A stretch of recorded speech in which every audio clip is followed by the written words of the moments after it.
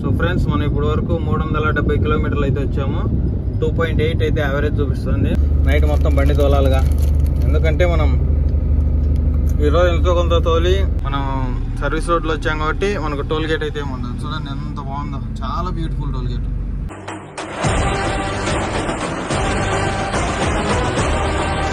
Hi friends, welcome back to CSR truck vlogs. మన last trip అయితే చూశారు కదా. నేను చాలా రోజుల నుంచి వీడియోస్ పెట్టడానికి ఒక మెయిన్ కారణం అయితే ఉందన్నమాట. ఇంకా ఇక్కడ నుంచి అయితే రెగ్యులర్గా వీడియోస్ అయితే వస్తాయి. ఈ 3-4 వీడియోలు నేను డ్యూటీ దిగక ముందు వీడియో తీసింటాను అనమాట. ఇంకా మనం మళ్ళీ డ్యూటీ అయితే ఎక్కబోతున్నాం అనమాట త్వరలో. ఇంకా లీవ్లో అయితే ఉన్నాను అనమాట. ఒక 1 మంత్ అయితే రెస్ట్లో అయితే ఉన్నాను, అందుకే వీడియోస్ అయితే రావట్లేదు. ఇంకా మన ఛానల్లో రెగ్యులర్గా మంచి కంటెంట్తో అయితే వీడియో. ఇది వచ్చేసి లాస్ట్ ట్రిప్ అనమాట. నేను వచ్చేసి మైసూర్ నుంచి హైదరాబాద్కు గాజు సీసాలు అయితే లోడ్ తీసుకొని వచ్చా కదా. ఫస్ట్ వీడియో వచ్చేసి నేను ఒక 1 మంత్ బ్యాక్ అయితే వీడియో అయితే పోస్ట్ చేశాను. దాని తర్వాత పార్ట్ 2 అనమాట. ఇది వచ్చేసి మొత్తం జర్నీ ఎలా ఉంటుంది మొత్తం ఎక్స్ప్లెయిన్ చేస్తూ వీడియోస్ అయితే తీశాను అనమాట.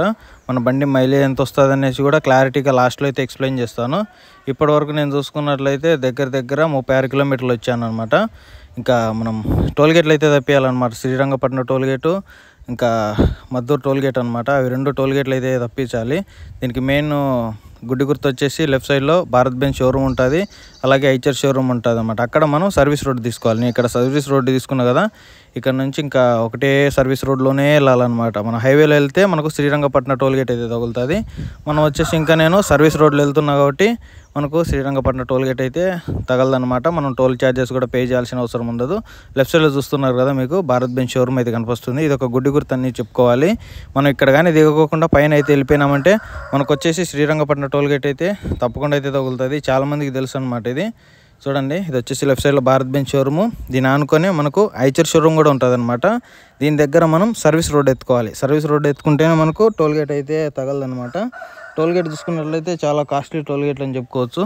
అందుకోసమని మేము అందరూ చాలామంది ఇట్లాగే వెళ్తారనమాట. నాకు కూడా ఈ మధ్య తెలిసింది. మనం కూడా ఈ రోడ్లోనే వెళ్తున్నాం అనమాట. ఇప్పుడు సర్వీస్ రోడ్లో వెళ్తే ఒక డిసడ్వాంటేజ్ ఏంటంటే ఇలా ట్రాఫిక్ అయితే ఉంటుంది అనమాట. అక్కడక్కడ స్పీడ్ బ్రేకర్స్ అవన్నీ చాలా వరకు ఉంటాయి. ఇవన్నీ మనం అవాయిడ్ చేయాలి, మనకు ఫాస్ట్ వెళ్ళిపోవాలనే వాళ్ళు పైన హైవేలో అయితే వెళ్తారు. మనకు కొంచెం లేట్ అయినా పర్లేదు. దానికి దీనికి ఆల్మోస్ట్ వచ్చేసి ఒక 35 to 40 మినిట్స్ డిఫరెన్స్ అయితే ఉంటుంది. సో ఫ్రెండ్స్, ఇది వచ్చేసి మనకు సర్వీస్ రోడ్ అనమాట. రైట్ సైడ్లో కనిపిస్తుంది కదా, అది హైవే. సర్వీస్ రోడ్లో వెళ్ళే వాళ్ళు టోల్ ఛార్జెస్ పే చేయాల్సిన అవసరం ఉండదు.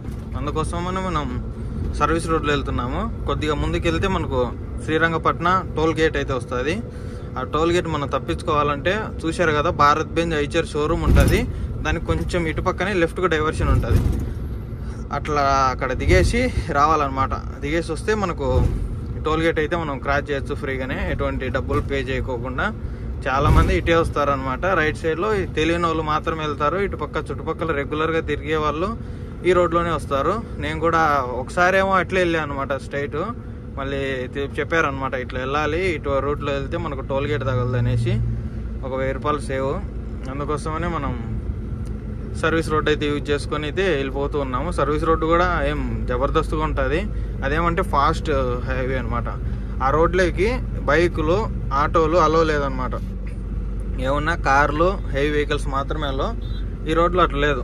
చిన్న వెహికల్స్ ఇంకా అందరూ వెళ్ళొచ్చు. ఇదన్నమాట విషయము. ఇంకా కొద్దిగా ముందుకెళ్తే మనకు శ్రీరంగపట్నం టోల్ గేట్ కూడా వస్తుంది. బెంగళూరు రోడ్ అనమాట ఇది. సో గైస్, మనం వచ్చేసి శ్రీరంగపట్నం టోల్ గేట్ దగ్గర కూడా వచ్చేసినాము. మధ్యలో రోడ్డు వర్క్ జరుగుతుంది అనమాట. చూడండి ఇలా, అందుకు చాలా స్లో అయిపోతుంది జర్నీ సర్వీస్ రోడ్లో రావడం వల్ల. హైవేలో అయితే ఇప్పటికి చాలా దూరం అయితే వెళ్ళిపోయే వాళ్ళము, కానీ ఏం చేస్తాం మరి, కొంచెం వర్క్ ఉండడం వల్ల చాలా స్లో అయిపోయింది రోడ్డు. కొద్దిగా ముందుకు వెళ్తే నాకు డైరెక్ట్ అయితే టోల్ గేట్ అయితే కనిపిస్తుంది. చాలా బ్యూటిఫుల్ టోల్ గేట్ అనమాట. చాలా బాగుంటుంది టోల్ గేట్. చూపిస్తాను దగ్గరికి వెళ్ళాక ఎట్లా మంది క్రాస్ అయిపోద్దో ఏమనేసి. సో ఫ్రెండ్స్, చూడండి ఎన్ని బండ్లు సర్వీస్ రోడ్లు వెళ్తున్నాయో. ఇంకా ఆలోచన చేయండి ఎంత కాస్ట్లీ టోల్ గేట్ ఒకసారి మీరే. చాలా కాస్ట్లీ టోల్ గేట్లు.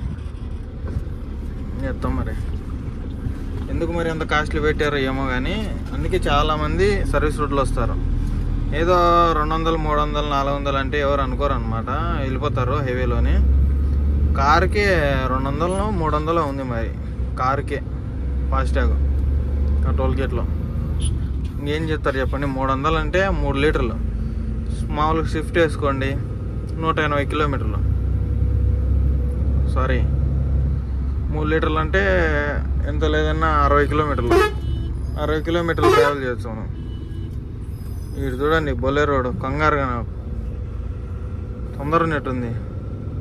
హౌలెక్కే వాళ్ళగానికి సర్రా దూరిపోతున్నాడు. చిన్న సొంత ఉంది, అర్థం తగిలింటే చెప్పుతుండ్రా నీకు. సినిమా చూపిస్తుంది ఈరోజు.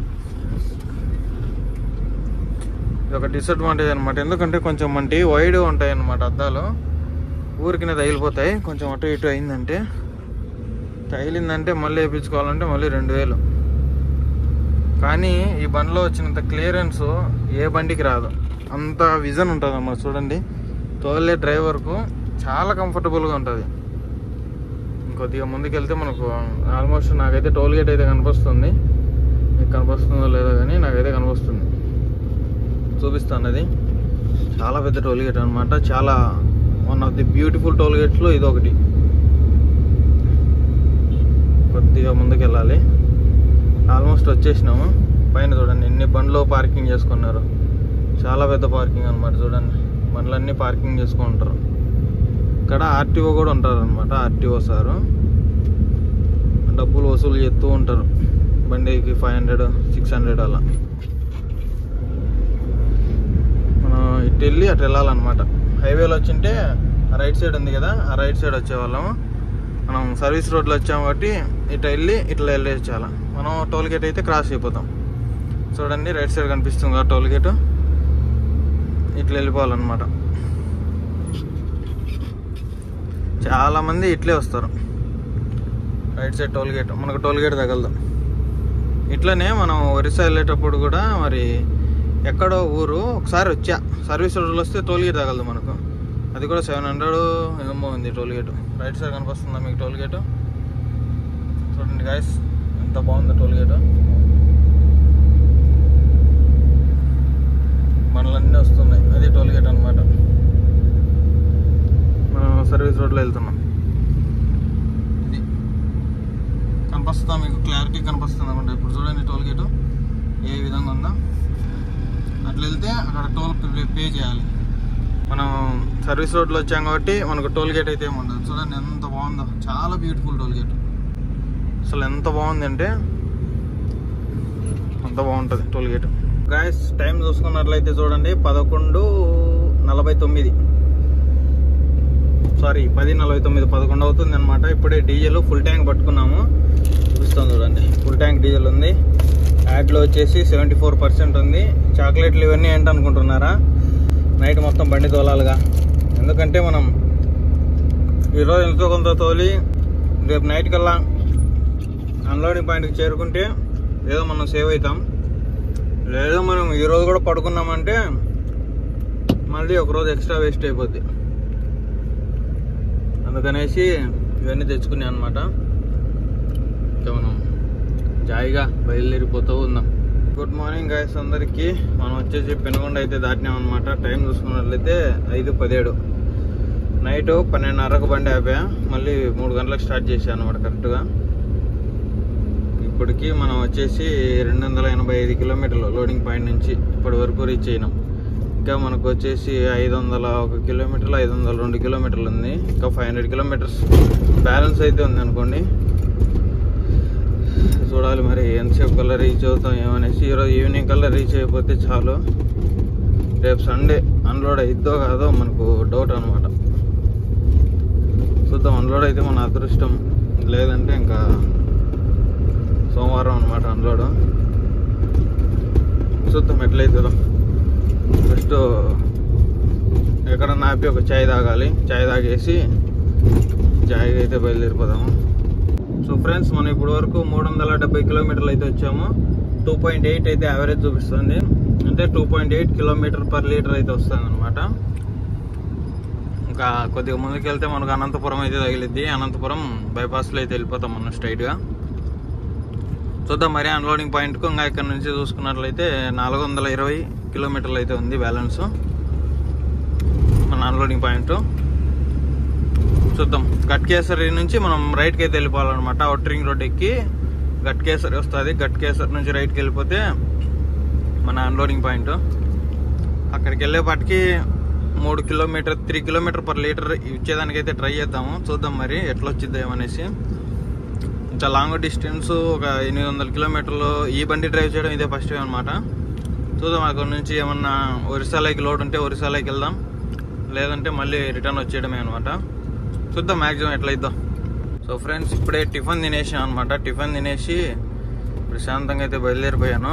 టైం వచ్చేసి 8:49 అవుతుంది అనమాట దగ్గర.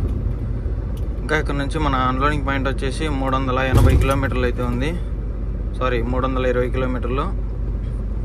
వెళ్ళిపోతాం జాయిగా. ఒక 1 అవర్ తోలేసి బండి సైడ్ పెట్టి ఒక హాఫ్ అన్ అవర్ అలా రెస్ట్ ఇచ్చి అదే వెళ్దాము. ఎందుకంటే ఎండలు చూస్తున్నారు కదా బీభత్సంగా ఉన్నాయన్నమాట. టైర్లు ఎక్కువ హీట్ అవుతూ ఉన్నాయి. మరి చూడాలి మరి. నాన్ స్టాప్ అయితే ఏమి వెళ్ళను. ఎక్కడన్నా ఆపుకుంటూ నిదానంగా టైర్లు ఎక్కువ ఇది కాకోకుండా హీట్ కాకుండా వెళ్దాము.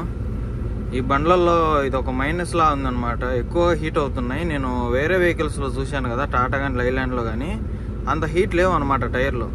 ఈ బండిలో ఎందుకో మరి ఈ బండిలోనే హీట్ ఉన్నాయి. మరి భారత్ బెంజ్ అన్ని బండ్లలో హీట్ ఉన్నాయో నాకైతే తెలియదు. కానీ నేను దోలే బండి కదా ఉంది కదా. ఇప్పుడు ఎంత ఉంది బండిలో లోడ్? 33 టన్నుల, మొత్తం 34 టన్నులు ఉందనుకోండి.